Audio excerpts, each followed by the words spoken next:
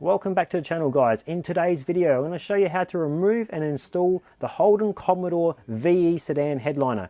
This is going to be the same process as what's involved in the VF Commodores as well, and also the WM Caprices. So hopefully you look forward to this content. We're going to show you exactly how to do it in a two-part series because it is quite a long process. And yeah, if you're looking for the material, they do come out in like a light grey material, which is our number 7 light grey cappuccino flat knit.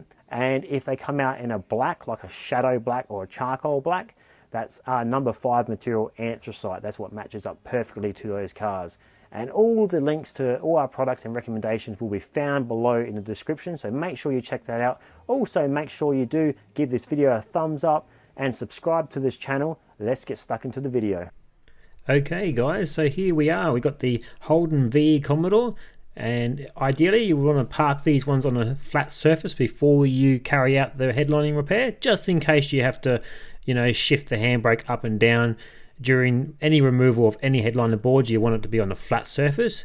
We recline the 2 front seats all the way back and we lay a blanket down just to protect the interior and basically where we're sitting. You have the option also to lay a blanket down too over the dashboard and any other parts that it may be touching. We check the lights before we start. This is always ideal, so just check those sun visor lights if you have any. We check the map lights and the rear dome lights as well. That way we kind of know if anything goes wrong during the headlining removal or installation. Say we pinch a wire and we earth the system, well then you know that it was the process that we did that made these lights not work. Some lights can be temperamental and they decide to work here and there, but not really on these cars. So to take off the grab handles, you just want to pop the flap open on either side, and then you'll gain access to a T20 Torx head screw. And it's always best to do these ones by a hand screwdriver, preferably, because the drill sometimes has too much power and you can just damage the plastics or do them up too tight, and yeah, just things can go wrong. So I like to do them by hand. That's my preference. So you just take these ones off. Keep in mind there is a spacer bracket behind the actual grab handle itself, so that will be staying seated where it is now until we actually flex the board away, and then we'll drop it down. Now we move on to the front sun visors there. So just take the sun visor off its clip. Sometimes those screws are the T20 screw head, or they could also be the Phillips head, and it's just like a small tiny one. Now you just want to gently flex it away. And because this one has the lights under the sun visors, you're going to have the cord section plugged to it, and you can just pop those off with a flathead. Sometimes those sun visor wires can be quite difficult to remove out of the board itself because they might be glued to the back of the board, so you just got to get your fingers in there. To take the sun visor clips off, there's like a little tongue like tag that goes in the back of it. You just got to get the flathead screwdriver and just slide that tongue out. That way the whole assembly can come down, and just make sure you don't lose the little spring that is inside that assembly. And on this VE, it has got some front section components here as well, so you have got a cord that plugs to the back of the rear view mirror, and we also have got that little unit up the front there too, stuck on the windshield. So to remove those, you can either just get a pliers to take the cord out from the unit itself, or you can also get behind the unit, say with a flathead screwdriver, and just push it from one side, and the whole unit will come off the windshield, but leave the actual mounting bracket on the windshield. So when you do take down any headliners, just keep in mind that always check to see if you have got any wires going to the front rear view mirror, because if they are attached and you go to drop down the roof lining and you haven't deattached them, just the weight of the headlining board alone may damage, well, it probably will damage the rear view mirror, probably rip it off from the windshield. So just keep that in mind. Always best to just check over the whole car to make sure that you know, you're following the steps correctly. So we've just unpulled that wire from that unit just with some you can use your fingertips sometimes, but other times they are in there quite firm and quite tight. So I like to sometimes just either pop that unit off from the windshield just by getting behind it. So moving on, we're going to take off pretty much the same on the other side now, the grab handles and also the sun visor. To move forward to the back section now, there's a brake light there. Just get in either side, gently pull directly down, and that will release those 2 clips that hold the brake light up. Just keep in mind that brake lights are replaced from when the headlining's down. It's very hard to actually replace them with their headlining being installed. Gently flex the headlining board away from the B-pillar. So on these, the headliners don't go that deep underneath the pillars, so you can flex them away quite easily. When you do the B-pillar first, you're going to probably find that those little spacer brackets from the grab handles will pop out. Otherwise, they can kind of stick into place anyway, but drop them out. There is a black one for the front and a white one for the rear, but my experience, they're both the same unit. So just pull the headlining back and I'll flex it away from the A-pillar. Now the headliner board has got the wire harness glued to the board itself, and that goes underneath the sunglasses case. So we're going to pop the sunglasses case down with a trim removal tool, pop down the front and then pull the rear away from the board itself. That's how you take these ones out. And now you want to just hold the unit in your hands, just supporting it so you're not going to put any strain on the wires itself. Just tighten up all those screws behind this bracket because they can get loose, and that's, if you experience any rattling sounds in your VE, that's probably why, because majority of the time we do find that these screws come loose and they can be, you know, floating in and around the actual headlining board itself, just completely out. Pop that unit back through that hole and then locate it back into where it came from, because we're going to leave it in the car while we take the roof lining out. We're actually just going to pull the wiring away from the board itself, so leave all the wiring intact. So this one has got the rear DVD section, so sometimes they have the rear DVD player or just even a speaker in the back and a radio. So it's always the same type of unit really. So to pop down this rear dome light, you just want to get behind on the left side, on the passenger side, and pop that down first, because you can't do the driver's side because there's a cord in the way, and if you try to do that section, it's just not going to come down that well.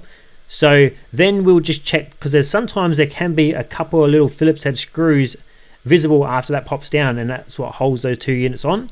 But majority of the time the factory doesn't use those holes for some reason, so just keep that in mind, that when you go to reinstall these two plastic components, you have the option of adding extra screws there, basically to hold the units in place. So if your brackets have perished or broken on the unit itself, well, you've got extra anchor points because you can whack in those two screws.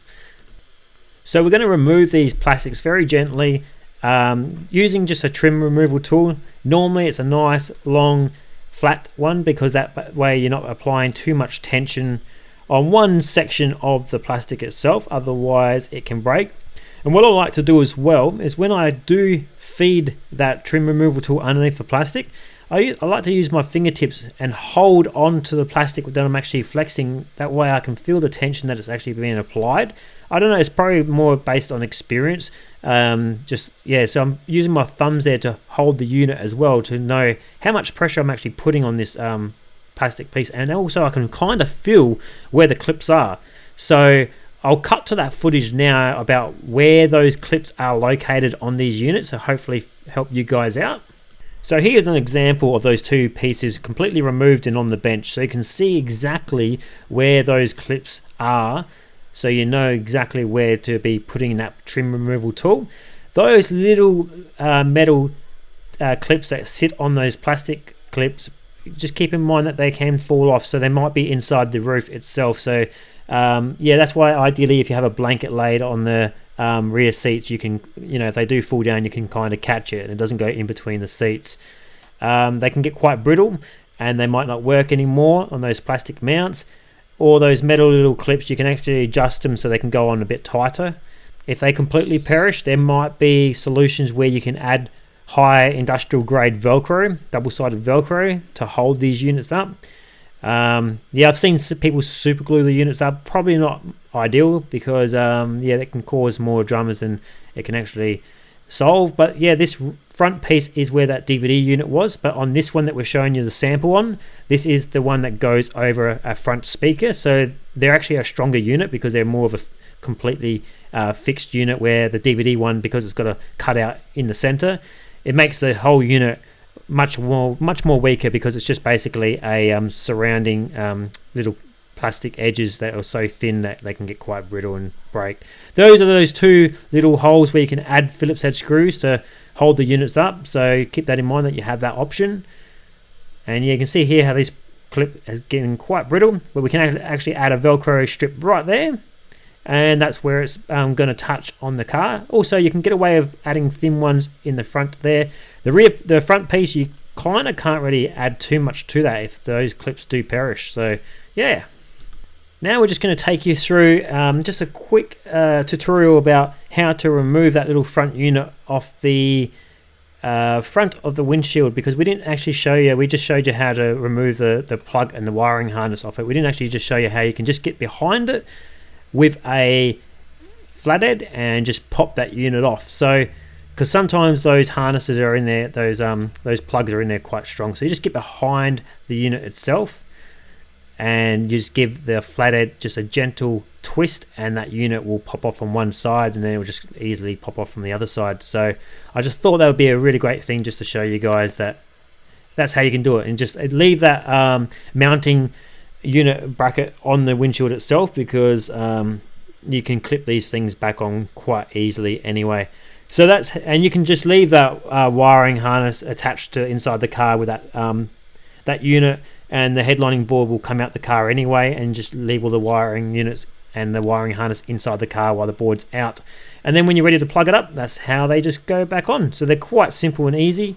That's one way to do that section, just like that. Okay, hopefully that solved that issue as well. Just keep in mind that you've got to take those off before you drop the headlining board down. So we're back to inside this car, and now we're just going to get behind the unit. You can use your fingertips again, or that trim removal tool. Fingertips kind of does help, but like, you know, because you can feel the pressure that you're actually applying on the unit itself. However, I would suggest probably just using the trim removal tools, because you know, you can get to that point where we are now, and you can be applying too much flex and bend to the plastic itself, and if you're not experienced enough, the unit can kind of snap in half there. So we've done several of these, so we kind of know exactly where to place our fingertips. But yeah, ideally I'm just showing you guys you can do it that way, but after studying exactly where those clips are, but I do find that also just that trim removal tool, the wide one, works really ideal. And just keep in mind, guys, if those little plastic mounts do perish or break, you can get away with using like an industrial grade Velcro to hold that unit up. So the Velcro would basically sit up the front section just behind those two metal clips. So just make sure that, see that little clip that just fell out then, just make sure that you're not missing any of those little metal clips that go on the unit itself.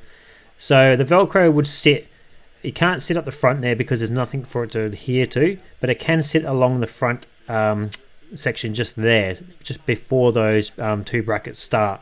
That's where the Velcro can sit and have somewhere to actually rest and touch on the unit itself. You can also get away with putting Velcro on the middle section as well. Just make sure it's not too thick, otherwise the unit itself won't sit properly. But when we go to the front section, you haven't got nowhere to, let's say if those metal clips or those plastic clips do break, well then you've got nowhere really to reinforce the unit itself. So the unit that we're working on now, if things do go wrong, it gets quite tricky in order to get that unit to stay up properly. So we're doing it by our fingertips here. So with the fingertip, we can kind of feel the nature of the plastic, and we kind of can feel how much more pulling or flex the plastic can withstand. That's the difference between using, say, just your fingertips or the trim removal tool itself. However, the trim removal tool works great if you're using that big long flat one that we're using right now, because you're pushing down on the plastic in like a wide section, so not just a small section. So that's where you can prevent things from perishing or breaking. This unit has come off really firm and sturdy. There's no breakages and stuff like that, but they can have hairline fractures that, you know, before you start, and just as you go to flex it down, the unit can just kind of perish in some sections. Also, I have seen people super glue them as well. So we might be dropping down the unit itself, and then all of a sudden we've realized that, oh, hey, this unit's been super glued to the bracket itself, so it's not going to come down that well. If not, if it does come down, it may break just by trying to get the piece off. So depending on, you know, who's touched it before we've actually done the job to what, you know, we may experience on the day. This wiring that goes to the back of that DVD player, you can unplug it now from the harness itself. That way it's out of the way, and that could work. Or you can also just peel it away from the board as well. So a few options there to what you can do. You know, sometimes I like to just unplug that harness, because when you go to flex this board out of the car, if that's not unplugged, the harness itself can just kind of sit in the way of where you're trying to flex the board away from it. Just, you know, it just gets in the way. So yep. So we're going to move in now to just peeling off the wiring harness at the back of the board itself. The reason we do this is because we actually have an exchange ready to go in. So we have one prepared, like a headlining board prepared, ready to suit this car, all recovered, and that way we can offer our fast exchange where we just take one out and put a new one in. We don't like to exchange the wiring behind the board to, like, say, the customers. We take their wiring away and we just use the new one, because just in case there's any faults in the wiring, we don't want to give them something that they didn't already originally have, you know. So, and it's quite easy. You just got to be gentle, just flexing this wiring away from the board. Make sure you just don't break the board while you're doing it. But sometimes the elastic can be quite firm and strong, especially where a bow is working at the moment up the front there on the driver's side. That's where they can really cake it on. If it's a warm day, it comes off really easy though. Also, contemplate on wearing gloves while you're doing this, because it can get quite tacky and it just makes your fingers all sticky, and because of all that elasticy stuff is like quite you know, tacky and gluey. So you can see there it's just like string. But yeah, just pull that gently off. He's having a bit of a trouble there taking that one off, and sometimes that's the case, and you just got to give it a bit more you know, a bit more leverage behind the actual harness itself. You just want to grab it in a nice firm section. Sometimes it's worth hopping out, say, the passenger seat and doing it from the driver's seat, just switching either side. But with experience, they can come off quite easily. So you just got to try to hold your hand there on the board. That way you stop the board from flexing or breaking in that section while you're pulling, because you know, that can happen quite easily as well. These boards have a lot of hairline breakages and fractures on the board, around the board itself. I think from factory it was just quite a flimsy board anyway on the edges, but never mind, you can actually reinforce the edges anyway. So if they do have any slight breakages, just use like a bit of cloth tape during the recovery stage to reinforce the board itself, and then wrap the material around the edges, and you basically won't have any issues when you go to reinstall that unit itself. Keep in mind that when you do pull the wiring harness off, like I was just pointing to Bo then, that you're not yanking from the sunglasses case. So you're kind of keeping loose slack on the actual harness itself. You're not just yanking from any sections. We're pretty much peeled it off all the way to the A pillar now, so Bo can go ahead and just drop down that headlining board away from the B pillar, and yeah, just slightly flex it away, and now we can kind of move to the A pillar just to finish off what's left. He's got a flat edge just in there, just to get his fingertips underneath the board, just enough to grab from behind the board to give it a good flex. And these are only going to come out easy if the wiring itself has been pulled away from the board. If it's still stuck to the board, you're going to have a hard time flexing the board away from that front A pillar, because the wiring is stuck to the board still, and it's just basically having no flex at all. So that's where you just come to the front section now and just you know, just slightly pull that harness, the wiring off the board, and there you go. Once you get to a certain point, the board will just come out quite easily. Now, that point where it just drops, if it was still connected to the rear view mirror, if there was any cords going to rear view mirror, that's where you would have a bit of drama where it could have snagged or ripped it off completely from the windshield. So just keep in mind that that was, you know, you definitely have to unplug any wires that go to rear view mirrors. We're just unplugging that DVD wiring now, and just going to peel off the rest of the wiring on the board. Some of it goes under the insulation, those little insulation pads. Not that they really do anything. It's probably more just like to stop the board from rattling maybe on the on the against the actual metal tin of the roof. So I guess you do have the option of like putting sound deadening or all that type of stuff inside your car while these boards are out. Just make sure you just put it in sections where there's a lot of room to do so. Yeah, so we're just peeling off the wiring, whatever's left. It goes to the rear dome light section, and then it also goes all the way to the back of the rear brake light. And you just peel off that insulation just to get to the wiring that went to the middle dome light section where the DVD player was. And you can see it's quite stringy, that it's elasticy type of stuff that's holding it down. Just want to get all that off as much as possible, because it can bulk up. So while you're installing the board or removing the board itself, say when you go to reinstall it, you might have too much of the glue that was on the board all bulked up in one section. It might not make like a little plastic component sit properly.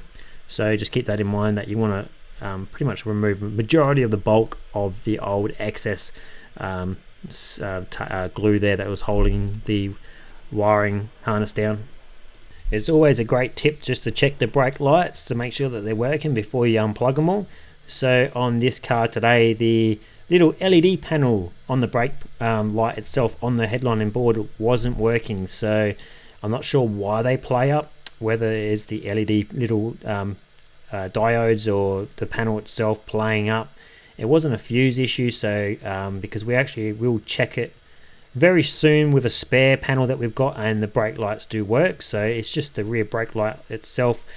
So if you guys have any idea of how to fix them when they do play up, that'd be great. Just leave a comment below on maybe your solution there, and we'll have a nosy through and see if we can find a way to repair these brake lights when they do play up. Also on Holden VE Commodores, the rear brake lights on the actual car itself, how many of them you do see driving around with the brake lights not working, and sometimes it's just like a little tap on the rear lens itself. So there must be loose connections from factory. So here's a couple of spare brake lights we got, just some spares that we can check these with. Now they're actually held in by 3 T20 screws. Sometimes they're only held in by say 2, one either end, and the one in the middle might not be there. Or sometimes the one in the middle may be like a pot rivets for some reason, and then you just basically got to take the whole unit out with the headlining board, and if you want to take that unit off, you just got to get a drill and just drill out those pot rivets. But I'm not sure why they did that. There's a hole there ready for a screw, so I don't see why they couldn't have just used a screw from factory. But majority of the time it is just going to be 2 to 3 screws and not those pot rivets. But just keep in mind that may be on your car that you're doing, and yeah, that might be why. But so we're just checking and unplugging the harness to the original brake light that came on this car, because it wasn't working, and now we're just checking on one of our ones that we have as a spare. To take those harnesses, those plugs off, you just use a flathead screwdriver just to push down on the plug itself, and yeah, just to check. But we'll just make sure. We're also casting a shadow with our hands to make sure that, being a bright day, maybe we're just not seeing it that well. It was slightly lighting up. There was a slight little glow to it, but nothing, nothing major. So it must be something going wrong with the actual unit itself. So yeah, it was operating. It just wasn't bright. It was really dull. So we're just gonna, unplug it and then check one of our ones that we know guaranteed that it's gonna work. We know it's a good lens, and if it lights up really bright, well, see that's completely different. So that's a really good functioning brake light there. So hey, yeah, if you guys got any suggestions on why they play up, just drop us a comment below. We would love to read through that, because these things, you don't want to be replacing them during headlining repairs, because you could run out of. You use one good one, you get a bad one in return, then the wreckers might have a bunch of bad ones, and you just can get it can kind of bring a halt to the whole process of doing the repair. So yeah, if you guys know why they play up, let us know in the comments. Moving on, so you can take also the lens off like that. The little lens cap on the brake light itself has a little like a little red lens, and then you get access to that chip, and it's got all the little LEDs on there. and you can just slide that out of its location on the bracket itself. So here's the new board we got ready. So we're going to bring that bad boy out and put it in the car now. So this is the one we got ready for the exchange.